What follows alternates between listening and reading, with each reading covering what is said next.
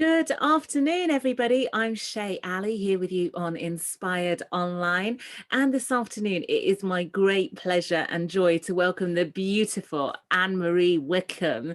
Oh, I haven't seen this lady for so long, but she was running Inspired in Essex back when we were doing live events, and hopefully it'll be back one day. But she also does so much more amazing stuff. She's qualified in a lot of healing modalities, so clinical hypnotherapy, NLP, confidence coaching, and she's taken that forward, not only to just work one-on-one with people, but to really present to the masses. She's got her own radio show, The Big Leap. Do tune in.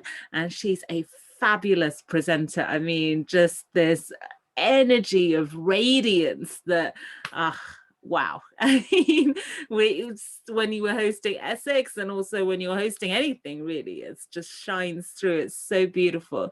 So I was so happy to welcome you on here to Inspired Online for the first time. How are you? My face is already aching from smiling at you, Shay, just smiling. And I hope you realise I've worn my homage to our launch of Inspired Essex. This is what I wore on the night when I first met you. So Yeah. Second time I met you, because I came to your London Inspired event, which is where I spoke to you. So I've just put on full homage to just really enjoy this experience with you. Absolutely, you look stunning, I have to say. So beautiful to see you. And well, let's start with the inspired question, which is, if you had to share your wisdom with the world in a nutshell, what would you say? I would say, take the big leap. Nice. Just take it. It's really hard at this point in time of looking at everything around you and really being in that state of confusion. Which way am I going to pivot? Pivot is the word of the moment, isn't it? Am I going to pivot this way? Am I going to pivot that way? And we're all sadly looking at things that we can jump on. But this is not the true way of moving forward. What you need to do is to now, when everything is in that discombobulated state, actually take the big leap to what you really wanted to do. Because let's face it, nobody knows. Nobody. We're all on the same playing field right now. There is not one person in the whole of this global world that knows what's coming next. So you are in great company of 9 billion people. You're in great company. So why not take the leap? Be the first one to jump forward. Be the way shower. And what's the worst that could happen? The same as what everybody else is doing. You're going to fall flat on your face and you're going to pick yourself back up again, just like everybody else. So do it. Take that big leap. Fantastic. And I know that, let's talk about your personal story first, if you don't mind. You've taken a lot of big leaps in your life. Is there a nice, colourful example that you can share with our audience about what that looks like? You know what? I'm so glad you asked me that question, because I am a huge advocate of ADHD, because I have ADHD. And if just in a snapshot of my day to day, this morning I woke up and I did an online oracle card reading, because that's a new gift that I've been given, which was awesome. Nice. Then I had a phone call with my friend and I told her about the big leap, and it really scared me and I was in tears. I was really upset, and I ran upstairs, and my daughter, love her, she held me till I stopped crying, which was about 4 minutes, because in ADHD world you can't do anything for too long. Oh. And I love it. We'll get that over with straight away. the one thing I do want to say, which was the reason why I had a little bit of a moment this morning, was that I know people look at me. I know they think it's just so easy for Anne-Marie. But honestly, I can tell you, it's the most difficult thing, because I'm just going to fix my headdress there. I know my strengths and I play to my strengths, and I know how much people want me to be what they want me to be. And because I know how difficult it can be being me, I tend to sway to be what they want to be. But there are moments when I just want to be me. And that's the crazy, that's the upside down, that's the headdress wearing, the one that jumps in the woods and loves to jump in puddles. And sometimes people can't take that. And so it's really difficult being a controlled person for the rest of the world. My son has ADHD. I got on the phone to him and he said, Mum, you've got to stop doing it for everybody else. Be you. Ironic, because my program is called Be the Real You. And as soon as he said it, it let me free. It let me free, and I could just go, absolutely, I'm going to be me. And I was back to my normal self. I've had like 5 intense emotions this morning. guilt, shame that I've got ADHD, absolute joy that I did that reading and it resonated with somebody, you know, connection with my daughter, loving her up so much. That's the life of ADHD. So I just want anybody to know, if you know someone who's hysterically funny, who's vivacious, who's outgoing, who is always on and never off, that person's probably got ADHD, and they're probably trying to hold you in a space so that they can be around you because they feel that they're too much for everybody. So I just want to say that it's really important. But in terms of the good side of ADHD, of which there are many, is that I'm a juggler. I juggle many projects, you know, like I just told you, my emerging gift is Oracle card reading, which I'm loving. Even yesterday, I thought to myself, I bought a tape for CD, gosh, tape, 19 fish and chips. I bought a CD for the I'm old enough to remember when you used to get the little pencil and oh yeah, the top 20 on a Sunday night. Yeah. Shut up, Jay, you're not that old. Stop it. Your mum told you that. we can't talk about my age. But I saw this, I thought, I listened to these sounds on this healing thing, and I could hear ding, ding, ding. And I thought, I want to do sound healing. That's exactly what I want to do. So I thought, I'm going to build a patio in the garden, and I'm going to hang, you know, Chinese gongs. And I've looked up everything. This is the life of ADHD. And I'm going to have it hanging all in the garden. And then in the summer, I'm going to invite people. I'm going to do sound baths and gong baths. But, you know, by this morning, that was gone. So, you know. That is the real me. Those ideas to that intensity all the time, every day. And it's about being really discerning about what I can choose to focus to go forward with, and knowing where your zone of genius is, to be able to be discerning enough to know, is that a shiny new object or is that really me? Because they all feel like me, if I'm honest. They all feel like me. I know. I get lots of ideas as well. I'm not you do. And you do them. Yeah, I mean, you know, if they feel like fun, which is the bottom line. Does this feel like fun to me? Yes, I'll do it. No. Yeah. Or maybe there's a secondary question in there. Is this fun? No. Will it make me quite a lot of money? Maybe. I'll think about it. Yeah. I wish the money was enough because I'd be rich, but it's not. Yeah, no, you know, even factor. some of those you've got to turn down, right? So yeah. And I think part of success is being able to have those amazing ideas and know that they'd make a lot of money, but say there's not enough heart and fun in it for me. There's, you know, I have, obviously I'm a life coach, so I know what my three overriding beliefs are, and they are fun, creativity, and integrity. There are my three things why I get up in the morning. They are the three things that I look at. Why would I want to do that? So because you know, my radar is all over the place, I just have to come back to, does it have that? Does it have integrity? Does it have fun? And does it have creativity? And that's when I can usually say, okay, I can go forward with that. So it's good to know, if you've got ADHD, get a life coach and find what your prime reasons for anybody. Know your why. Simon Sinek says it all the time, know your why, but he didn't tell us how to find our why. You need to work with a life coach. Values and beliefs is the session you're looking for. Fabulous. Okay. Oh yeah, that was going to be my next question, actually. Oh, sorry. How do you know your why? And is there a simple question we can ask ourselves right now to, you know, start that journey? Yeah, there is. And this is the one that most people find the hardest. This is the hand on the heart. What do I feel like? How does this make me feel? Because you know, and unfortunately, over time, we have had so much external input. We kind of don't know that inhibitor switch. It's a bit like having a lot of weight. Okay, I'm carrying some weight at the moment. I know mine's emotional weight. It's because the times when I was really upset, I would eat to comfort myself, and I turned off my inhibitor switch. So I'm now spending time finding that inhibitor switch. You know, weight's one inhibitor switch, but joy, passion, love, that's the biggest inhibitor switch you have.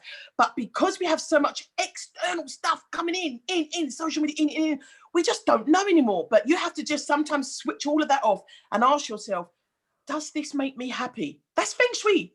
Does this bring me joy? That's how I learned to declutter my house, because I'm a bit of a hoarder. But just doing that, does this bring me joy? Such a simple question, isn't it? But I know you can really throw a lot away using that, you know, when you're holding like 10 books on that are the same, oh, but it cost me a lot of money.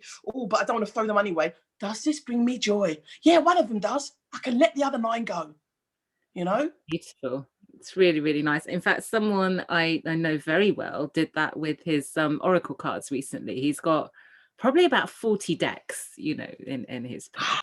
And he threw loads of those away. And I was looking through those one day and I was like, oh, I really like this deck. And I found out that if I wanted to buy it, that particular deck is worth about £250 because it's out of print. And I'm like, well, glad your intuition told you to keep that one. Wow. But useless. You know, no value to him. If you don't use it. But for that guy who gave them away, they didn't have any value. They were useless. And yet to you, they're a gift. They're a gift of an expensive gift of joy. So there you go. That you just summed it up in a nutshell, you know. It doesn't matter how much it costs. Does it bring you joy? Because the real price we want is happiness. Happiness doesn't have a price, but that's what we want. That's very, very true. Now, at the top of the show, we talked about taking that big leap. And now I know you said also that you have ADHD, and sometimes, you know, when you've got that impulse, and I do as well. I don't really have, well, I don't have ADHD, but I have this thing where if it is, it fun, yeah, I'll do it, you know. But I don't have that bit in between which goes, oh, but this makes me nervous, and you know, maybe I won't. So how can we like actually take that leap? Because a lot of people feel those nerves before they're doing something big like that. But they may not do it, you know. So what would you say to that? I would say that I totally understand that. That's, you know, I think what you have to look at is whatever it is you're taking the big leap into, can you see a thread through your life that is embodied that particular thing that you want to leap into? From even when I was obviously in care when I was younger, and one of my gifts that I was given to be able to connect with people, because, you know, I went to 14 different homes by the time I was 17. And so I had to learn to make friends really, really quickly. And what I used was my connection of humor. And I can remember standing in the playground and giving this speech about water. We need water to survive. And I can remember it clearly. I was like 13. And so I always knew that I like to perform. And that's something that I don't necessarily have to perform for laughs, but even when I was a nursery manager, I performed for the children to see the awe and wonder in their eyes. That's one of my beliefs. I love to see awe and wonder. Even working with practitioners, I would want to present it in a way that they go, wow. So they connect with it and it would be embedded.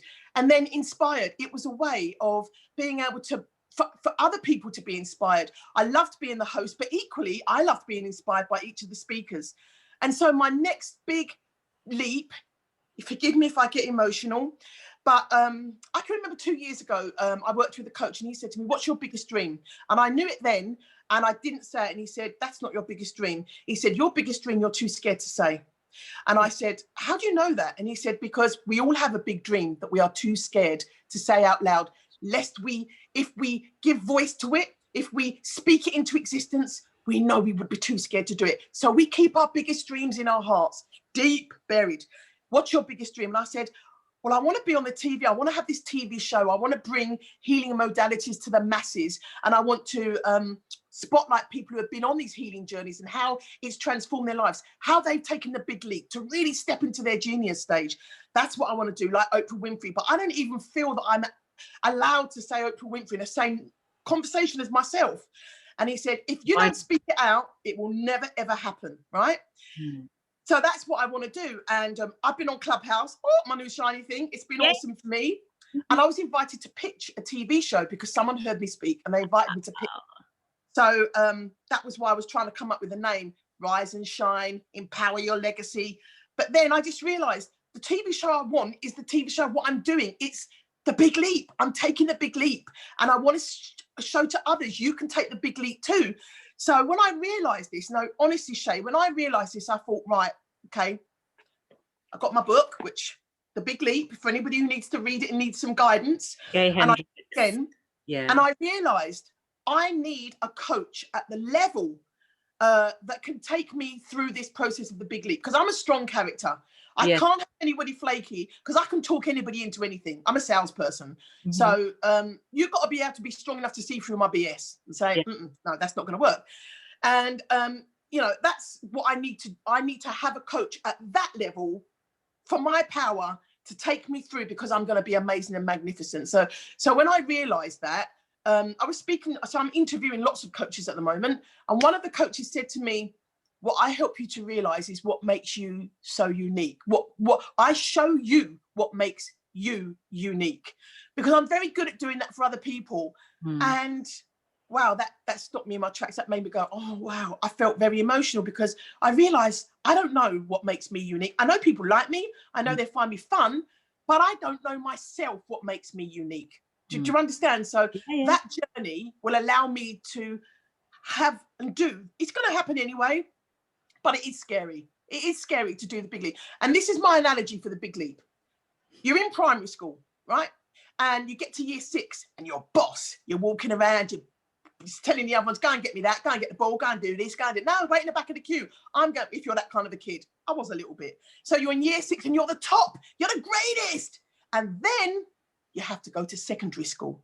And when you go to secondary school, you're at the bottom of the heap. You're in year 7. You're a nobody. There's people more popular than you. There's people that have got more friends than you. There's people that know more than you. They've got more knowledge. There's all these people above you that have got all these things, and you want to be part of that, but you're only in year 7. You've got to take your journey to get your way up, get more knowledge, become bigger, become more popular, know who you are, all of these things. And that's what the big leap is. It's primary to secondary. But guess what? We all make it through school. We all get there, don't we? But it's nerve-wracking. That moment, at year 7 moment, I remember with both of my kids, they changed drastically, dramatically, because they have to find out who they are. They have to know what their USP is, so they can go forward and attract their tribe, right? Absolutely. And well, let's speak to that for a moment, because I know you've done a lot of work with children as well, and you've got your own beautiful kids too. So, you know, how do they find their USP? You know, you finished primary school at 11. You know, how do you have that conversation? How do you help them through that? Really interesting question, and brings back a lot of memories. So my middle son was very quiet. He's a diplomat. He's a looker and a thinker. Where did he get that from? I don't know. Well, mum is gorgeous, obviously, and she's got loads of great ideas. So, oh, thank you. So I was just starting on my coaching journey then, and he came to me in year 6. Now, because they're both the oldest in the class, 23rd of September and 25th of September. Right. For the first 3 years, I gave them each other as a present for Christmas. They didn't really like. That's so nice. I love that. So he was always the top of the class. He was always the oldest. He was always the most knowledgeable. But people didn't like him for that, right? So he kind of got bullied, and he was the tallest, and he just stuck out. And I remember him coming to me in year 6 and saying, I Costa can't do this anymore. I want to change schools. I don't want to be here anymore. Mum's instinct, oh, my baby, I'll do whatever it needs so that you feel better again. And because, you know, I didn't have parents. So again, I'm in that dilemma. Can't go to mum, but I have to work this one out for myself. Asked around a few people's opinions and gauged my own, because that's what you should do. If you don't know, ask a few opinions and then make your own from the information you've got. And I decided, I sat him down, I said, Jay, thing is, son, if I move you now, that's going to set a template up for the rest of your life. If it gets difficult and you don't enjoy it, you're going to move. You're going to move. But how are you ever going to know if you can get past that if you move? Mum, please, please, please. It was so painful. I said, I'm not going to do it, son, and you will thank me for it one day. And he stayed in year 6. And I never forget this. He went on a school trip, right? He went on the school trip as no one liking him, nobody, the boy with mixed race skin in a very predominantly white area in Essex. He went on the school bus, and I watched him. I waved, and he came back. And I'll never forget this, right? Because he knew that he wasn't going to be leaving. So in his mind, he had to calibrate. He came back, and they got off the bus. And all these little white kids were getting off the bus going, Wagwan, Wagwan. I was like, what? And I was like, where'd you hear that? And they go, Jason taught us Wagwan, Wagwan. Teacher came out, and she said, Wappen. What happened? And I said, where have you picked that up? And she said, your son, he's been telling us loads of stories. He's been so funny. And he turned into a hero on this wow. school trip.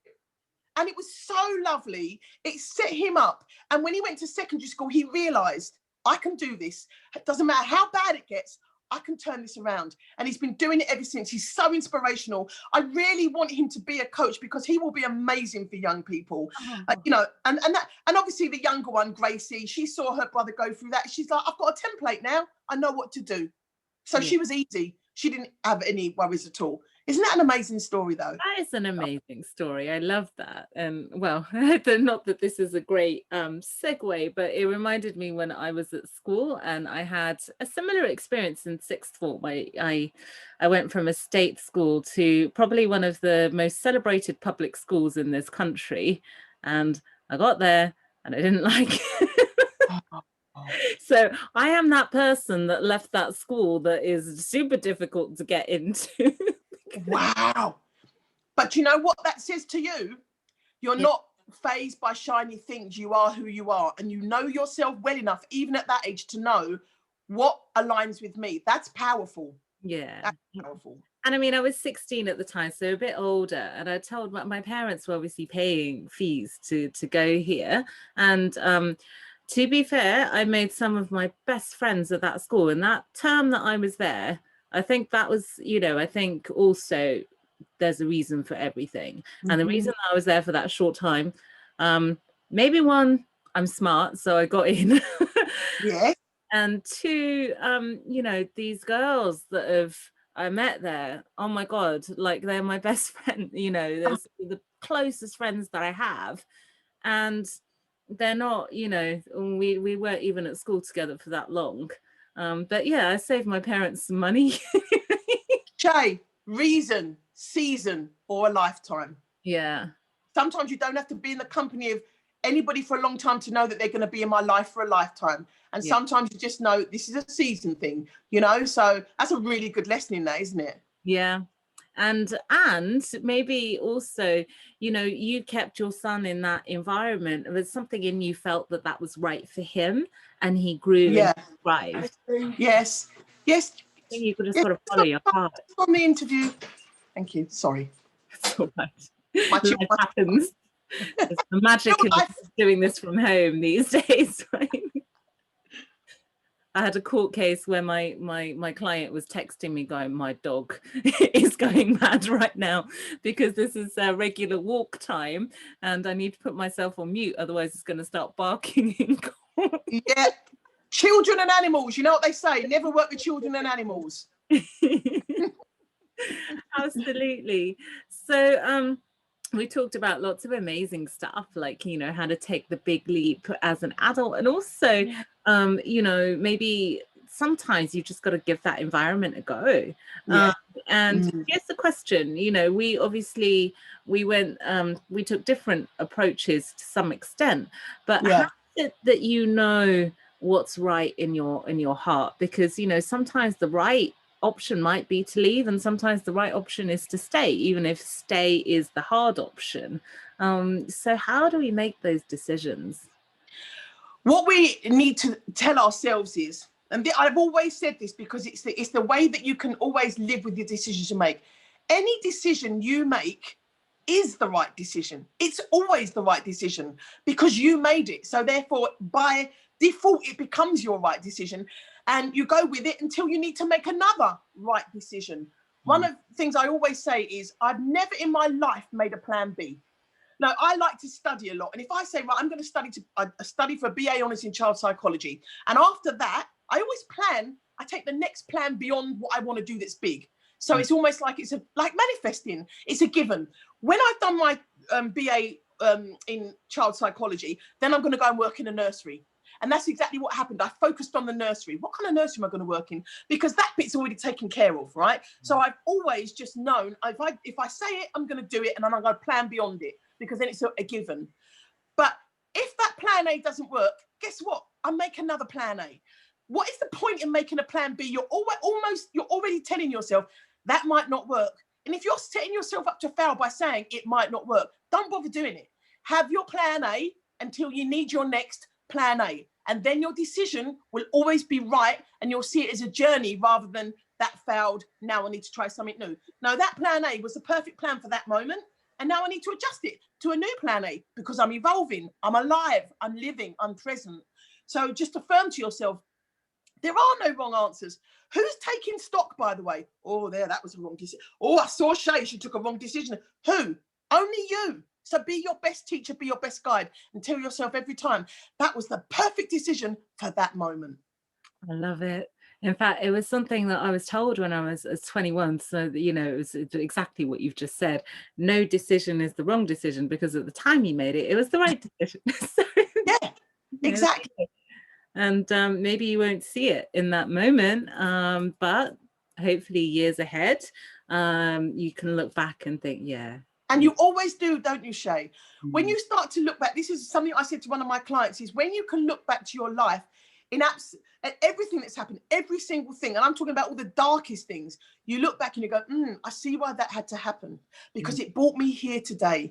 Every part of that tapestry of my life has brought me to this point of knowing who I am and being absolutely grateful. So therefore, I'm not saying I would have, maybe that wouldn't have been the options that I would have chosen to learn the lessons, but nevertheless, they brought me to being me. And when you absolutely love who you are and the life that you're living, you can't look back with anger. You can't do an oasis. You have to look back and say, all right, good old 90s reference there. Was it it was the 90s, wasn't it, Oasis? Yeah. I just remember Pauline Collins saying on an episode of Birds of a Feather, oh no, don't look back in Onga, because I used to live in Onga, didn't I?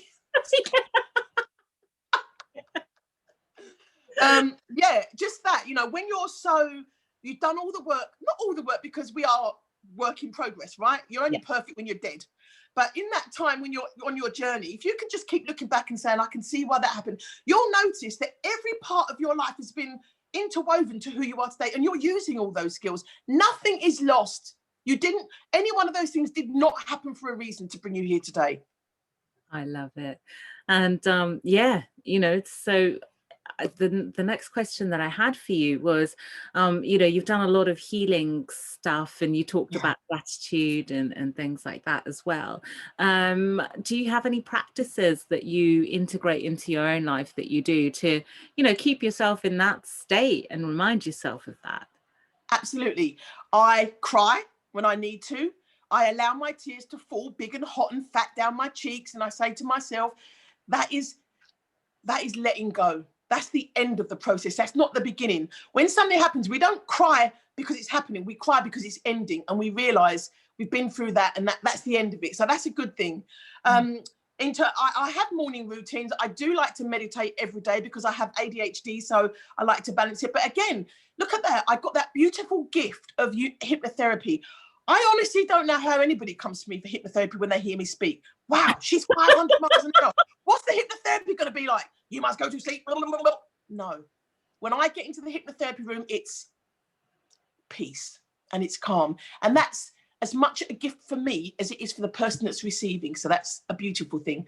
I always make sure when I wake up in the morning, 3 things that I'm grateful for. And I try not to make them the same thing. And I try not to make them material things. So, I just really, I thank you for that beautiful blue sky. Thank you for that amazing moon last night, the wolf moon. Woo!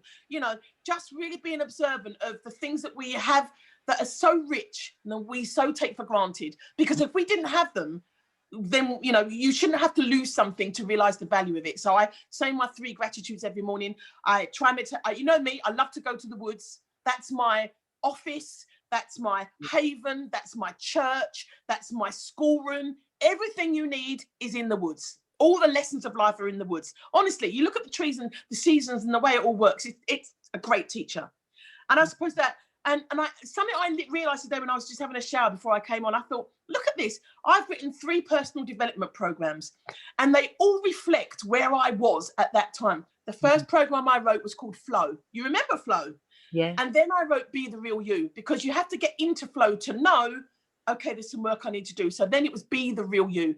And now here I am, just about to embark on it's not going to be my last program. It's the Big Leap. But I actually had a name, which was the Create the Legacy. I realized I jumped a bit. I can't create the legacy until I've done the Big Leap. So that will be my 4 lifetime programs that I will create before the end of my life. Now, when you've got plenty of life to go. Yes, yes, yes, yes. If not this one, the next one. Hey ho. Oh, oh, you've gone. no, sorry. That's all right. Well, on that note, do you have any final thoughts that you'd like to share with our audience today? I'd love to share with you, you know, we are in this time now. We've been given this time. I want to give you a totally different perspective on what's going on. This time is absolutely a blessing. We've been given time to really take this time to go within, to spend time with yourself, get to know yourself. I work with so many clients and I ask, what is it that gives you happiness and joy? They struggle. I say, all right, what don't you like? What don't you like? What your pet hates? They go, oh, I don't like this, I don't like that. I say, well, you know what? Your happiness is the absolute opposite of those things. Because if they trigger you, it's because you haven't got them and that's what you need. And they go, oh yeah, wow. Shouldn't we all know that? Shouldn't that be the first thing we know, what makes us happy and gives us bliss? Yeah. So I say to you now, don't be, try not to look at the negatives of this situation and try to embrace this time that you've got to spend with beautiful you. Have a date night with yourself. Do kind things for yourself. Take yourself on a walk. You know, treat yourself as your best and kindest and most wonderful lover. Do that for you. Use this time.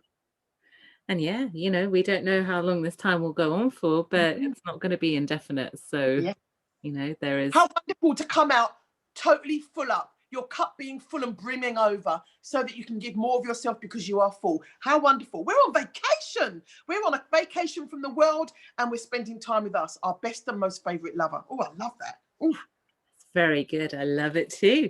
Well, thank you so much for joining us today. It's been so lovely to see you again. And how can our beautiful audience get in touch with you? Well, because I've been on a Clubhouse now, I've got an Insta page, which my daughter's handling. Thank you, Gracie. So Instagram, Anne-Marie Wickham.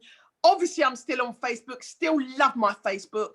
Anne-Marie Wickham, and my website is essex-hypnotherapist.com, so you can actually send me a message on that. You can send me a message on Messenger, but that's my official website, which is actually under, you know, upgrade, whatever you call it, refurbishment, I don't know, it's that because it's reflecting the new me, the new emerging me. So yeah, that's how you.